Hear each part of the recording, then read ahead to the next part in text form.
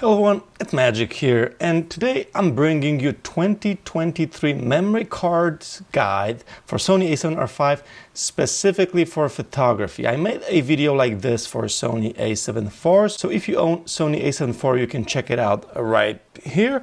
But for those of you who are Sony A7RV boys and girls just like me, this is an update.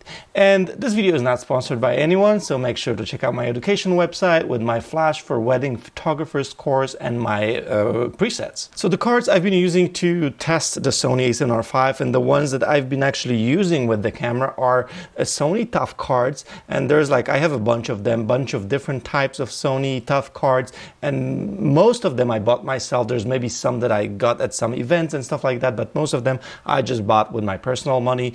I also have a bunch of old SanDisk cards, but I do not use them at all with my camera because these are too slow. I use them for some different devices. And then I recently made a video about the Angelbird CF Type A card, and I also have been sent a full set of SD cards from Angelbird, so I also get to test the Angelbird SD cards. So thanks Angelbird for sending these cards. Having said that, I'll be giving my thoughts on the types of the cards regardless of the manufacturer, but at the end of the video I will give you my personal recommendation based off what I have been using. Okay, so Sony A7RV can take both CF Type A cards or SD cards UHS Type 2. The most important thing you need to know about these types of cards is that CF Type A cards are super fast but are super expensive, and then you have SD cards that have basically three speeds. They're slow cards, they're medium speed cards, and there are also fast cards. Many people go by the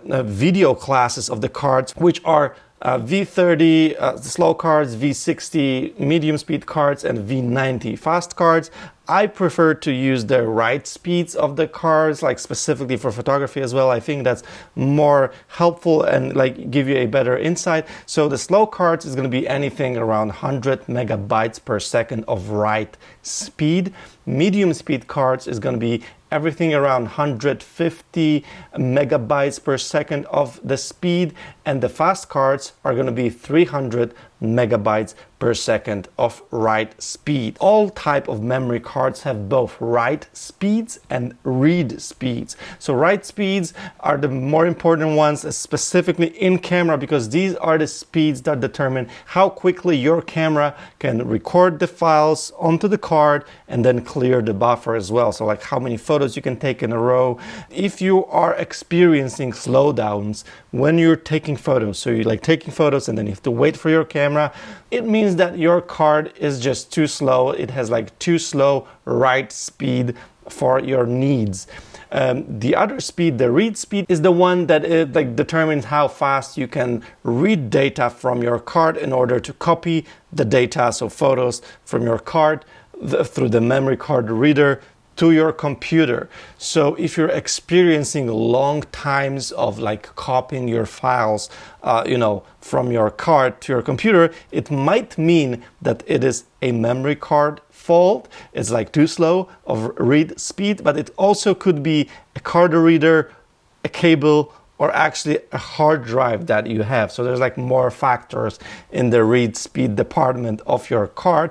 But either way, if you're experiencing something, make sure just to check out all the components to make just a better call of what should you get or what should you replace. Should you replace a memory card or a reader or your computer maybe?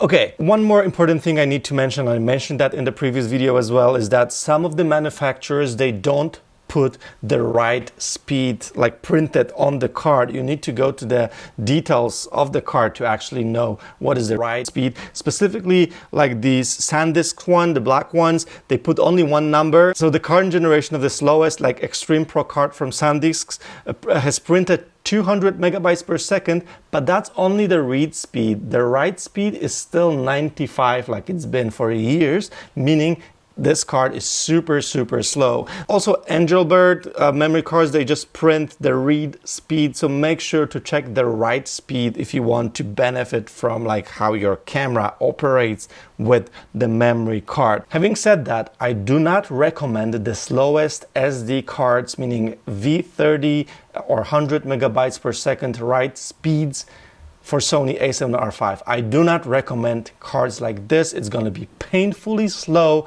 to use Sony A7RV, record these 61 megapixels RAW files onto these cards, like bursting and so on. So it's gonna be very, very painful. I do like a bunch of workshops with Sony, and like people are coming with their old memory cards, they put them in the new cameras like Sony A7RV, and then they're just crying because they cannot shoot like a longer burst than just like couple frames, and they need to wait. Couple frames and they need to wait. So specifically for wedding photography, if you shoot like a faster portrait, if like your couple is like walking, you want to play with them a little bit, it's just going to be painful. You're going to wait for your camera. Do not use the slow cards on your Sony A7RV. Okay, so the choice actually is going to be between the super fast CF Type A cards and V60 or V90, so medium or fast SD type of cards. And I'm going to drop a bomb here. So there is not much difference between using SD medium speed V60 or SD fast speed V90 card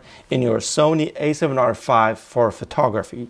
The difference is just so small, it's just not worth, in my opinion, to get the more expensive one. So the choice is actually between the superfast CF Type A card and SD V60 UHS-2 card. But let me show you numbers and break this down for you depending on how you shoot, what type of RAW files are you shooting, so you can make a good decision for yourself. So scenario number one, you are going to shoot only RAW files, only fully uncompressed, just the big boys, the big files into your camera. If you're going to use CF Type A cards, you're going to be able, I'm going to read the numbers now, you're going to be able to get around 100 to 120 photos shooting continuously, 7 frames per second. That's what you get when you're shooting uncompressed RAWs with Sony A7R5.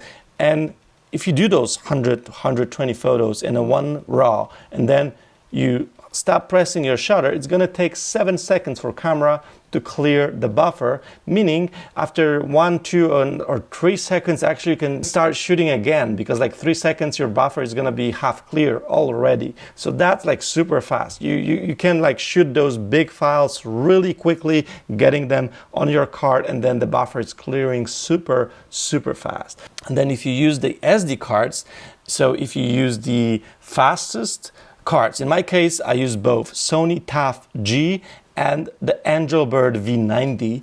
So in both of these cards I got exactly the same results. I got 47, 48 photos in one burst, and then the buffer cleared after 20 seconds.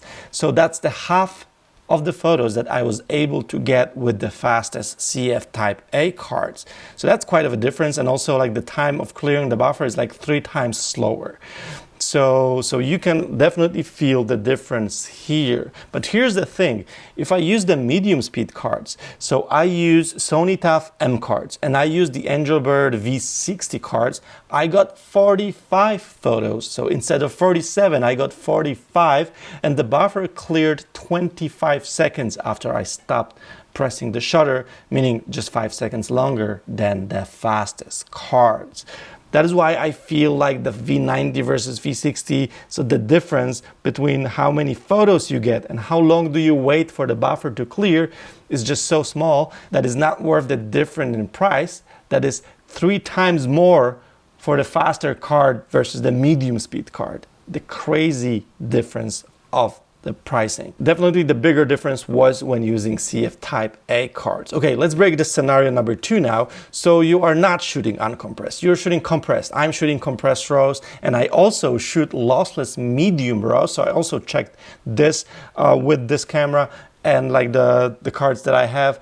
So CF Type A basically gave me no limits in how many photos I can shoot, both compressed or lossless medium size files.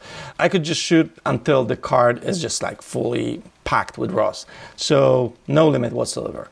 Now with the V90 cards, again, the Sony and the Angelbird, they both gave me 104 photos, and I needed 20 seconds for buffer to clear. And V60 gave me 90 photos and 25 seconds to clear. So again, you can see not much difference between V60 and V90 cards. And with medium RAWs, so the ones that I personally used the most for my wedding days, I was able to get 150 photos with the V90 and 7 seconds to clear the buffer, and then 100-ish photos with V60 and around 10 seconds to clear the buffer. So here the difference was bigger. There was like 30% more photos that I was able to shoot with V90. Still, in my opinion, not worth price being 3 times higher for V90 over the V60 card. So here's my final verdict and my personal choice. If the money is not the object and you just want the best of the best performance, you shoot full RAWs, you spend tons of money on your camera and you don't care how much money you need to spend more in order to fully get the benefits of your camera, get the CF Type A card. It will get you basically no limits of shooting, and with just uncompressed RAWs, like stopping for a second or two will just get you keep shooting. So if you are that type of shooter, you need full RAWs, you need them uncompressed, you want to shoot a lot of them, this card is gonna give you that. So you will get amazing in-camera speeds, and then also you'll get like super fast read speed in order to get your photos from your card to your computer. So using this card is gonna be a breeze. And I'm gonna be honest with you, like I think the best value, the best deal out there is that 1 terabyte card from Angelbird, because it's just $500. Like, it's still a lot of money, but like compared to the other CF Type A cards and Sony CF Type A cards, Sony tough ones, this is just like way cheaper, and you get basically the same performance. But if you don't want to like spend $1,000 on like 2 memory cards for your camera, and you just want to get like a good deal, like a good value for the money, so you don't get like super slow operation with your camera, I do recommend getting medium speed cards, so V60 UHS Type 2 cards.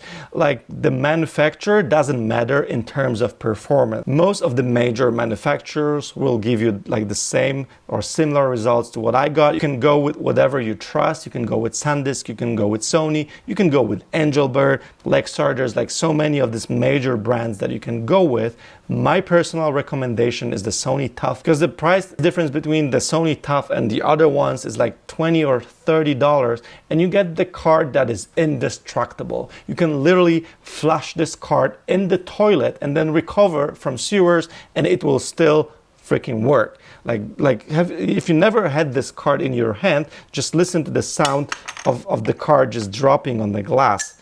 It has like such a different sound from any other cars. It's just built like with some super sturdy material. Like, you can see I'm just throwing this around.